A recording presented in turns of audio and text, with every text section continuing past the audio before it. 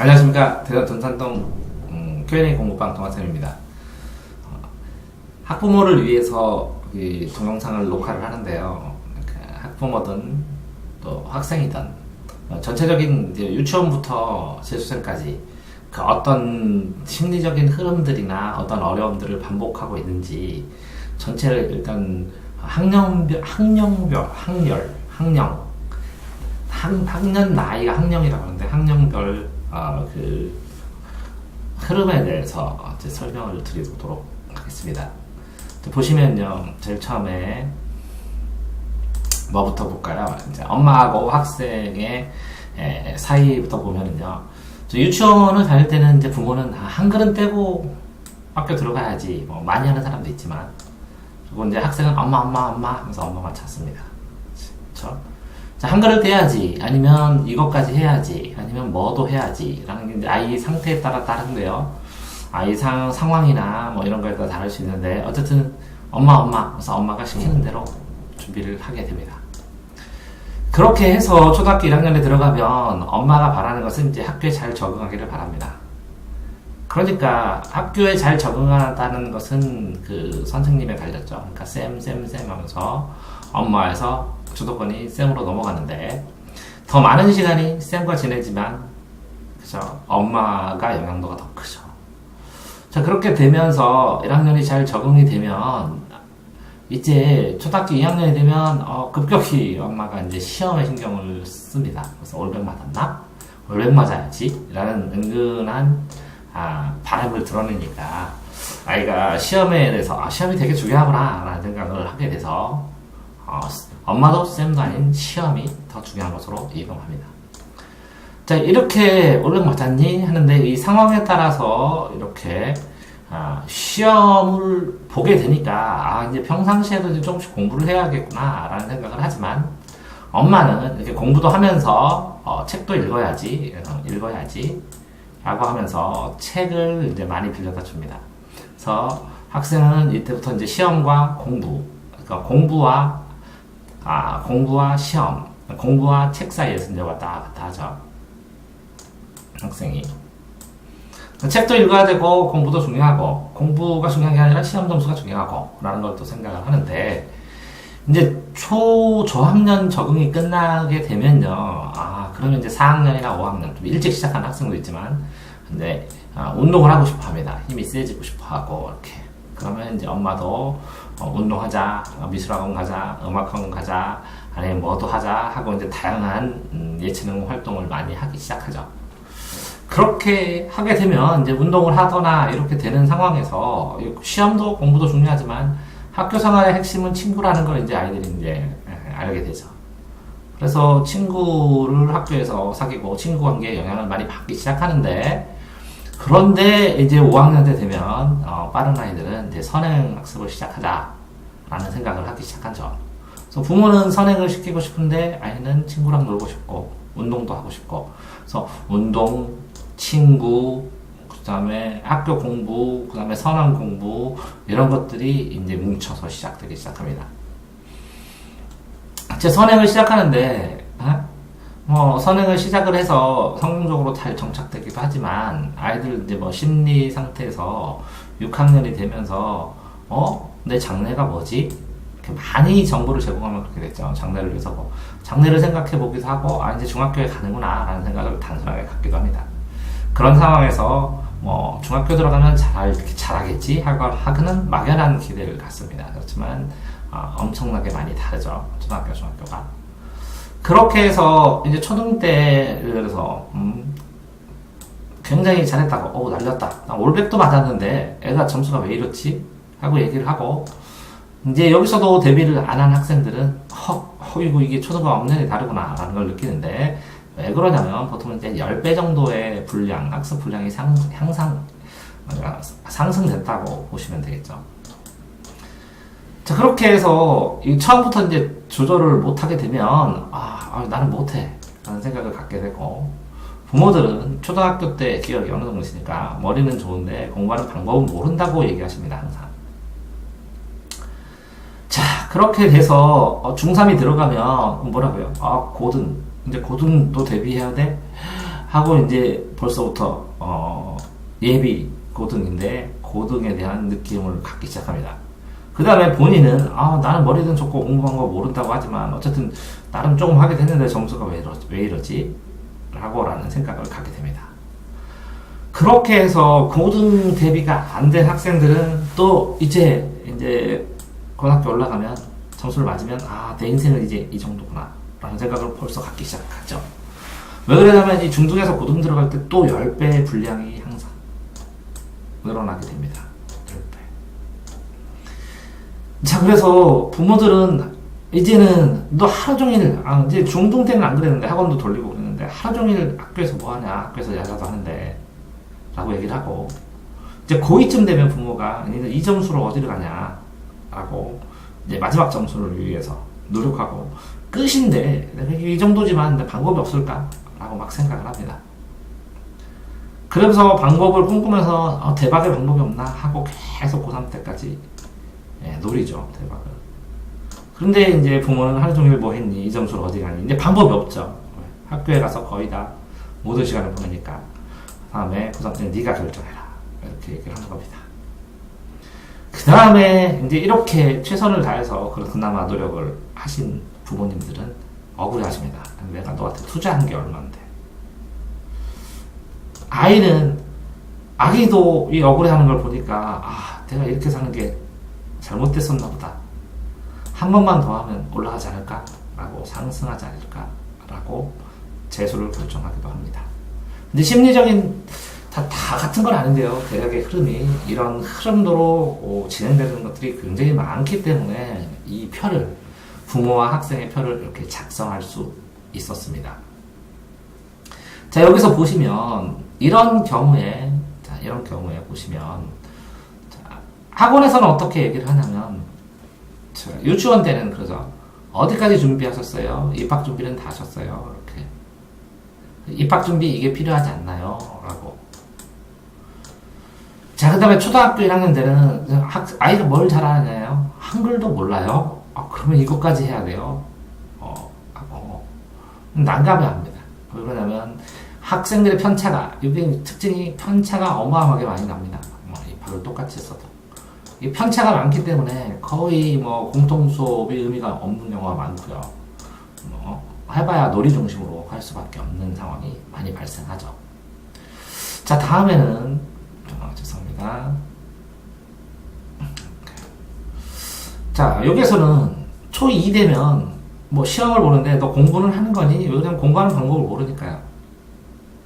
그쵸? 그 다음에 자, 너 이제 1학년도 아닌데 후배도 있는데 모범을 보여야지 이렇게 강요를 하게 되고, 이제 1학년도 아닌데 2학년인데 정신 차려야 되지 않니? 똑바로 할 때가 됐던데 이렇게 얘기를 하는 거고, 1, 2학년이 다 지나면 이제 초저학년이 끝났어요.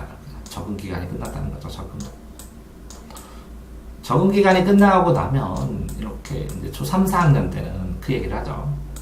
보통 이게 교육과정상 이게 저학년, 초 1, 2를 저학년, 여기를 중학년, 여기를 고학년으로 보니까요.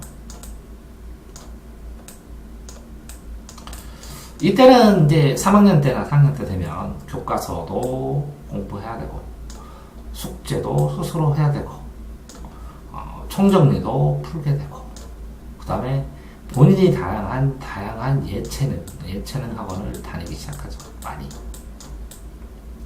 보통 1, 2학년 때부터 시작을 하기도 하는데요. 그러니까 스스로 학생이 이거 나 할래 하고 결정하는 것들은 이때가 좀 더 강하죠.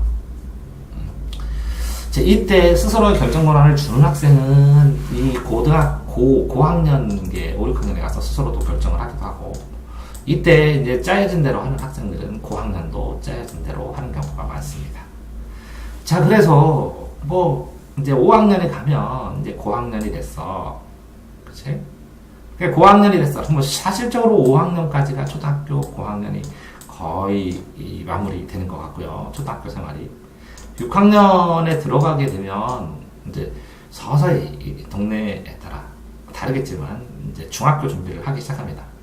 초중과 달라. 널 무엇을 준비하니? 하는 게 이제 화두가 돼서 중등 기초 수업을 들어가는 학생들이 많습니다. 늦어도 6학년 때.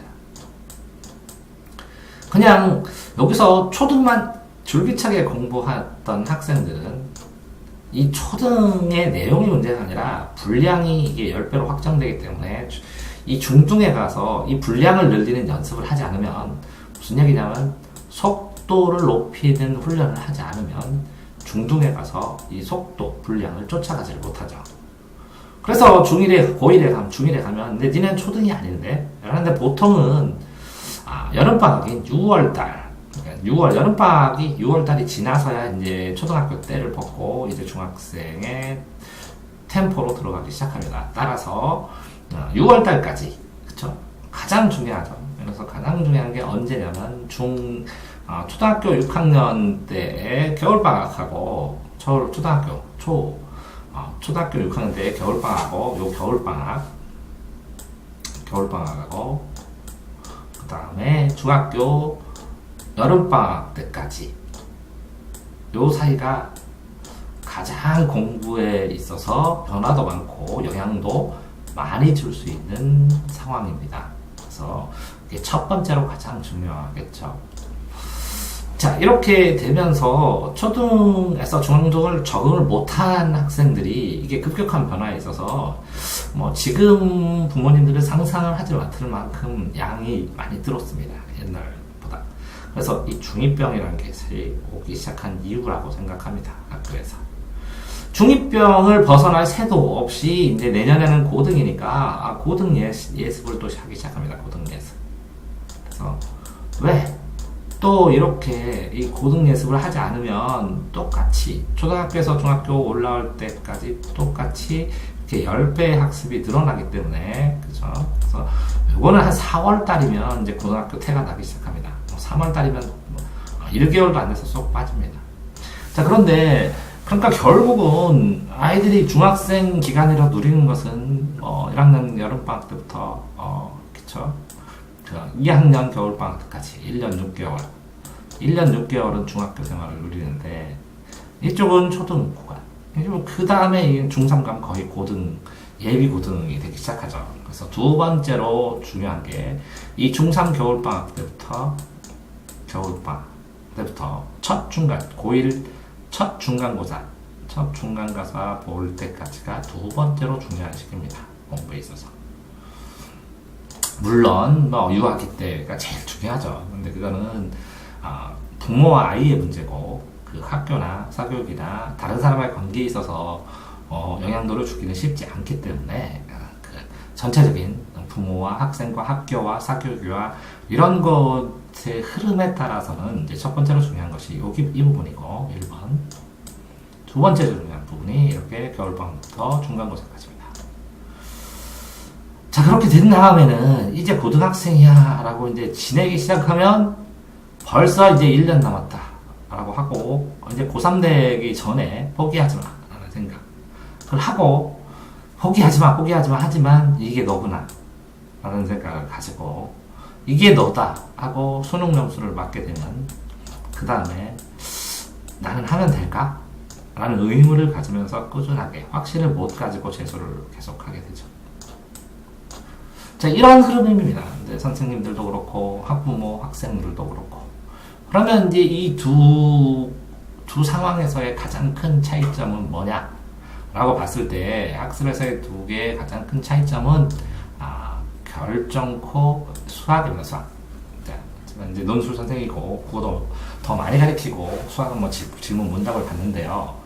실제로 가장 영향을 많이 받는 것은 수학입니다.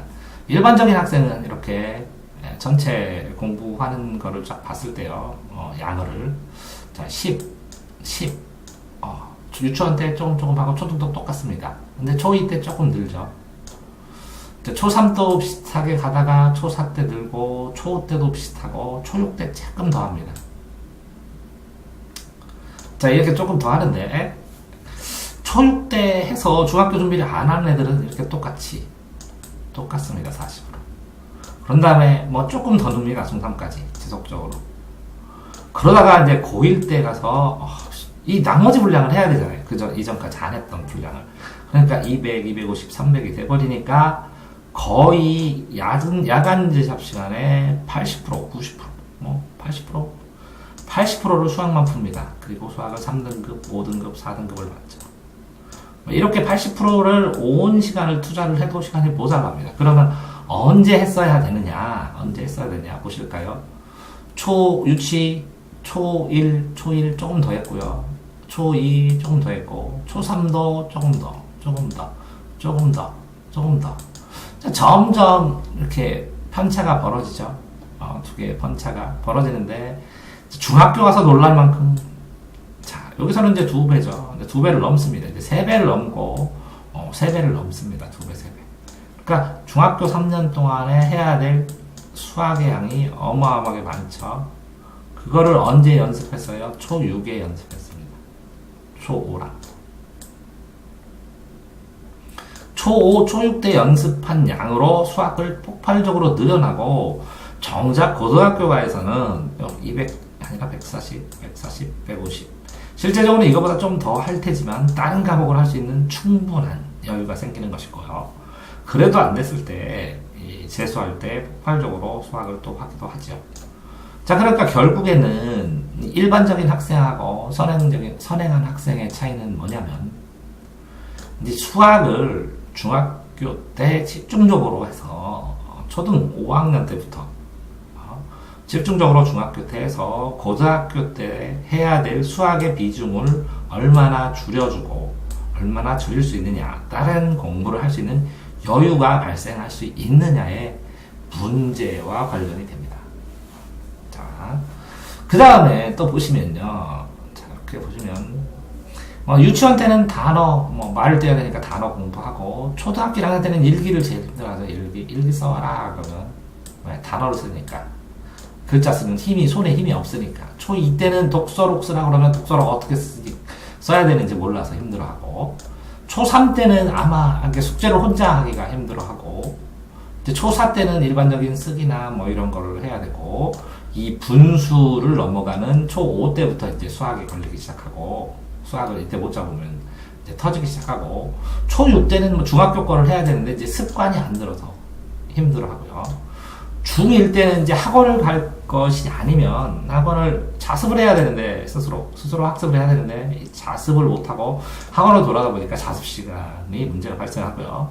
중2 때는 이제 선행을 시작해야 되는데 언제 해야 되는지, 아니면 선행할 시간이 없다든지 시스템을 못 짜는 거고, 중3 때는 이제 영수를 그래도 중학교, 고등학교 대비해서 정비를 해야 되는데 이게 어떻게 해야 될지 몰라서 우왕좌왕하고요. 고1 때 들어가서는 이제 여러 과목이 있는데 나가는 분량도 그렇고 나가는 프린트도 그렇고 이걸 양이 많아지니까 이걸 어떻게 정리해야 될지를 모르겠고, 고2 때 들어가면 그러니까 이제 내신을 보니까 내신을 이거 올려야 되는데 이거 어떻게 올려야 될지 모르겠고, 자, 그러다가 고3 때 되면 공부를 해서 내신 어느 정도 됐는데 모의고사 점수가 안 나온다고 그러고, 재수를 할 때는 이제 계획을 짜는데 굉장히 어려워합니다. 전체로 보시면 유치 단계는 학생이 의존적, 부모도 의존하고, 초1, 2단에는 계획이 추상적입니다. 상황을 모르니까. 그러니까 집이 아니라 외곽에 살 것. 그 다음에 초3, 4에는 이제 응용을 하고 스스로 자립을 하기 시작해야 되는데 이걸 손을 얼마큼 대야 될지 모릅니다. 근데 초6, 5, 6 되면 이제 의견을 말해야 되고, 의견을 토론하면서 자기 삶과 생활을 정리하고 끌어나가야 되는데 그게 낯섭니다.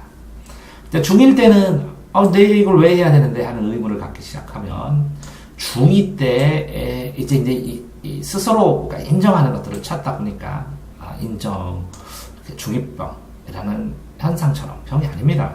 성장 과정에 있는 현상들이 나타나는 거고요.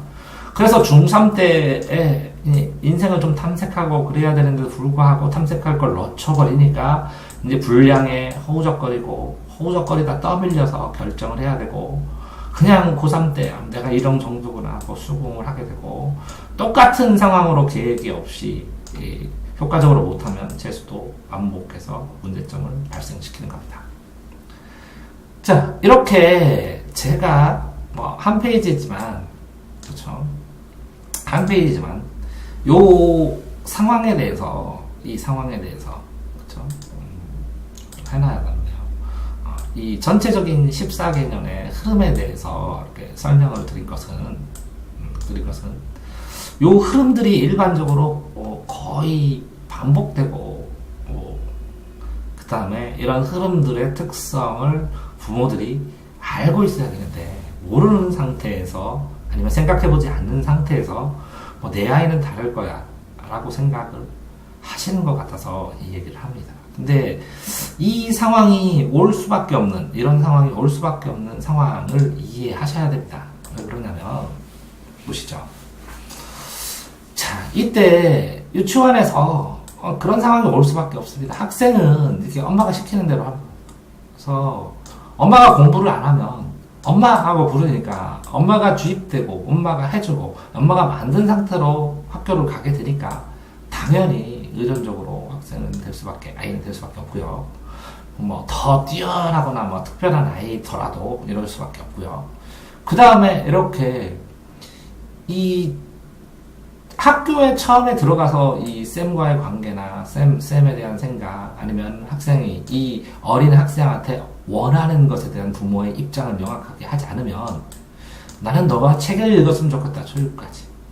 아니면 성실한 사람이 됐으면 좋겠다. 이런 전체적인 개관 안에서 스스로 할 수 있는 뭔가 여지를 만들어주는 게 돼야 되는데, 과도한 관리를 하거나 아니면 방치를 하거나 둘 다 문제가 되죠. 그러니까 적절한 거리를 유지하기가 쉽지 않습니다. 시험 점수에 대한 반응도 그렇고요. 아이의 공부에 대한 자세도 그렇고요. 운동을 선택하고 진행되는 과정에서의 아이의 결정도 그렇고요. 그 친구와를 만나면서 친구에 대한 생각들도 그렇고요. 그렇죠? 그러면서 아이에게 이 과정 속에서 본인의 장래에 대해서 얼마나 생각해 보게 했는가도 그렇고요. 이런 것들이 실제적으로 학생의 문제일까요? 제가 생각할 때는 학부모의 문제가 거의 80% 이상 되지 않나 이렇게 생각합니다. 학부모의 문제가 80% 이상 된다고 생각합니다. 학부모 문제가 80%고 학생의 문제가 학생의 문제가 그쵸 10%?